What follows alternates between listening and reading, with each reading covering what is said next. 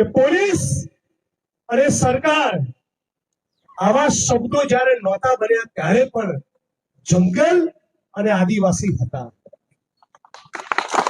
જ્યારે કોઈ સરકાર નહોતી, જ્યારે કોઈ પોલીસ નહોતી, ત્યારે કોઈ જંગલ ખાતું નહોતું બન્યું, ત્યારે પણ આ ધરતી ઉપર કોઈક આદિવાસી અને જંગલ હતા. આજે આ ઘટનાના મૂળમાં જવાબદાર કોઈ હોય તો ગુજરાતની ભાજપ સરકાર છે. યુપીએની સરકારે, કોંગ્રેસની સરકારે આવા જંગલ જમીનના પ્રશ્નો, આવા જંગલ જમીનના વિવાદો ટકે જ નહીં, કોઈ વિવાદો રહે જ નહીં.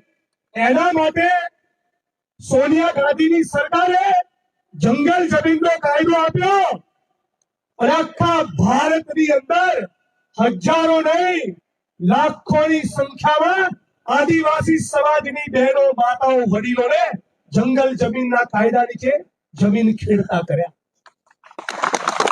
આપણા દાંતામાં, આપણા અમીરગઢમાં, આ અંબાજીની અંદર, આ ગુજરાતની અંદર જો જંગલ જમીનના કાયદા હેઠળ જેટલા પણ દાવા હજી પેન્ડિંગ પડ્યા છે એ તમામે તમામ દાવા, એ તમામે તમામ અરજીનો તમે નિકાલ કર્યો હોત તો પોલીસ અને આદિવાસીની વચ્ચે આ ધીંગાણું કોઈ દિવસ